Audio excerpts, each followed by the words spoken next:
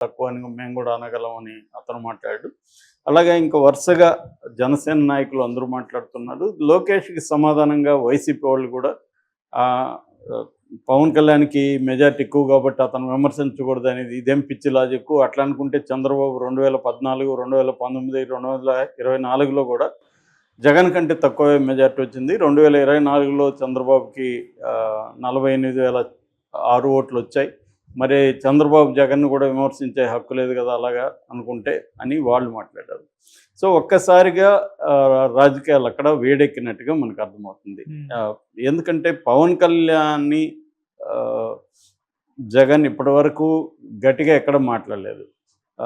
రెండోది ఇంతకుముందంతా పవన్ కళ్యాణ్‌ని అసలు పేరు పెట్టి ఎప్పుడు పిలిచేవాడు కాదు జగన్. దత్తపుత్రుడు అనేవాడు. తర్వాత 4 పెళ్ళిళ్ళు, 3 పెళ్ళిళ్ళు ఇవన్నీ మాట్లాడాడు. దాని తర్వాత అది బెడిసి కొట్టిందని అర్థమైంది ఎలక్షన్‌లో. దాంతో జగన్ వ్యూహాన్ని మార్చుకున్నాడు.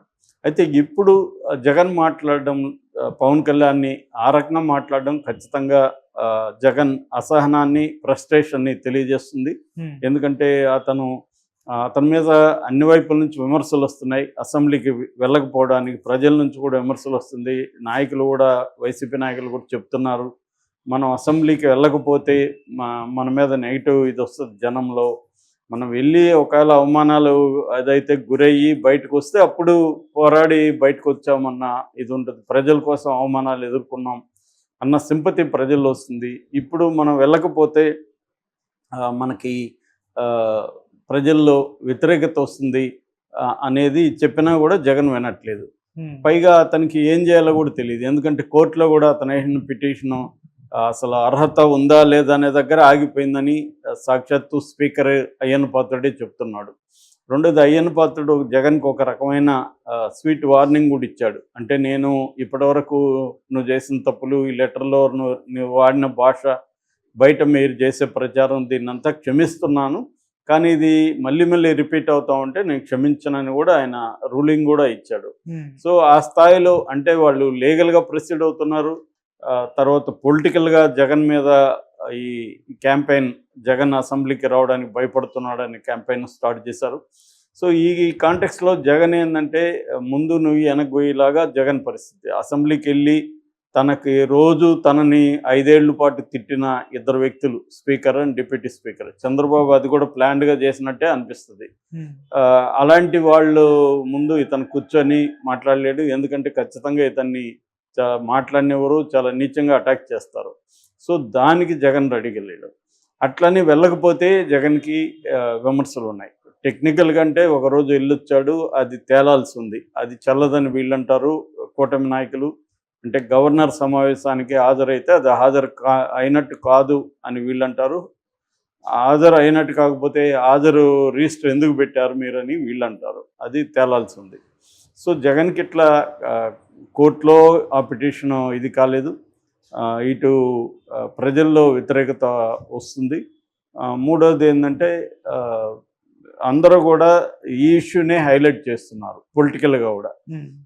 వీటిని ఎదుర్కోవడం జగన్‌కి కష్టంగుంది. మరోవైపు కేసులు పెట్టి ఆహ్, ఆహ్, తిప్పి పోలీస్ స్టేషన్‌లు తిప్పి అక్రమంగా కేసులు పెడుతున్నా గూడా జగన్ దాన్ని లీగల్‌గా ఎదుర్కొనే నెట్‌వర్క్ జగన్ దగ్గర లేదు. మళ్ళీ ఆ పొన్నవాళ్ళు సుధాకర్ రెడ్డి గతి తప్ప ఒక స్ట్రాంగ్ లీగల్ టీమ్ గూడా జగన్ దగ్గర ఉన్నట్టుగా మనకు కనపడలేదు. హ్మ్. సో, మరి డబ్బులు ఖర్చు పెట్టట్లేదా? ఎందుకంటే డబ్బులు ఖర్చు పెడితే లాయర్‌లొస్తారు. ఏముంది సుప్రీంకోర్టు లాయర్లు చంద్రబాబు దింపేవాడు గదా! సుప్రీంకోర్టు లాయర్‌లని గతంలో. ఇప్పుడు గూడా చిన్న బెయిల్ పిటిషన్‌కి గూడా చంద్రబాబు ప్రభుత్వం తరపున సిద్ధార్థ లూథరా లాంటోళ్ళని దింపుతున్నారు. కానీ జగన్ చూస్తే అక్కడ అటర్ ఫ్లాప్ అయినట్టు కనబడుతుంది.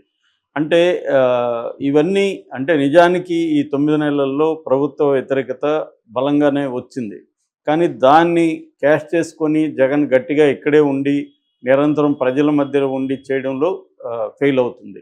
సో, దాన్ని వీళ్ళు విమర్శిస్తున్నారు. ఎందుకంటే తను బెంగుళూరులో కూర్చొని నాదెండ్ల అదే అన్నాడు. వర్క్ ఫ్రమ్ హోమ్ లాగా వర్క్ ఫ్రమ్ బెంగుళూరు చేస్తున్నాడు ఇతను. ఇతనొచ్చి మాట్లాడడం ఏంటని. సో, అది మరి బెంగుళూరులో ఏం చేస్తున్నాడనేది విచిత్రమైన విషయం. ఆయన గతంలో కూడా ఇదే జగన్ హైదరాబాద్‌లో చంద్రబాబు తర్వాత లోకేష్ వీళ్ళంతా హైదరాబాద్‌లో అప్పుడు కూడా ఇంతే. అప్పుడు కూడా వీళ్ళు హైదరాబాద్లో కూర్చొని రాజకీయాలు చేస్తారు, ఇప్పుడు జగన్ బెంగళూరులో కూర్చొని రాజకీయాలు చేస్తున్నాడు.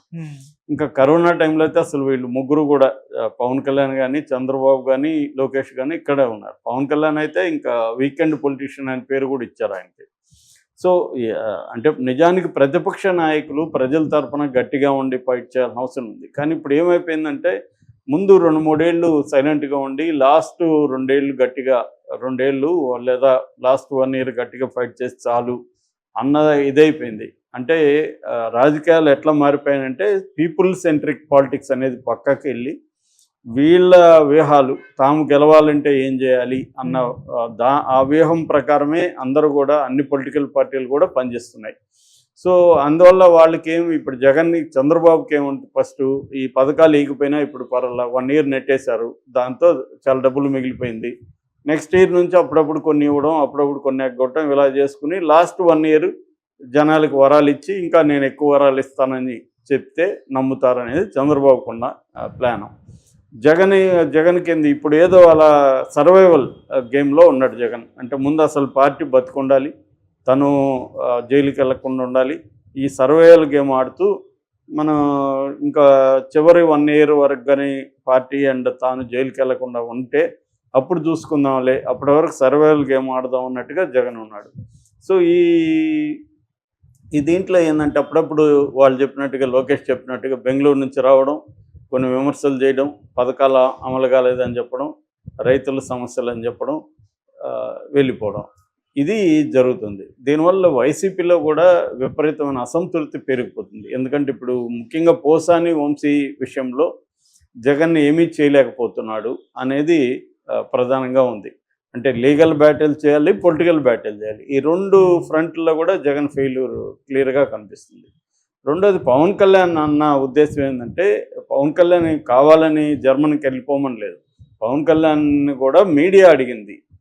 పవన్ కళ్యాణ్ ఏమన్నాడు, ప్రజలు వాళ్ళకి ఇవ్వలేదు, మినిమం 18 ఉండాలి, 11 ఉన్నాయి కాబట్టి మేము ప్రతిపక్షం ఇవ్వలేము అనేది పవన్ కళ్యాణ్ అన్నాడు. అప్పుడు మరి అట్లా అనుకుంటే వాళ్ళకి 39% ఓట్ షేర్ ఉంది కదా అని పవన్ కళ్యాణ్ని విలేకరులు అడిగినప్పుడు, అటువంటి రూల్ ఇక్కడ ఏమీ లేదు, అది జర్మన్ లాంటి కంట్రీస్లో ఉంది, అక్కడైతే ఓట్ షేర్ను బట్టి కూడా పరిపాలనలో బాగా ఉంటుంది, కాబట్టి వాళ్ళు అక్కడ కావాలనుకుంటే రాజకీయాలు చేయొచ్చు, కానీ ఇక్కడ పర్సంటేజ్ గురించి మాట్లాడడానికి లేదన్నాడు. పవన్ కళ్యాణ్ మాట్లాడిన దాంట్లో ఏ రకమైన తప్పు లేదు.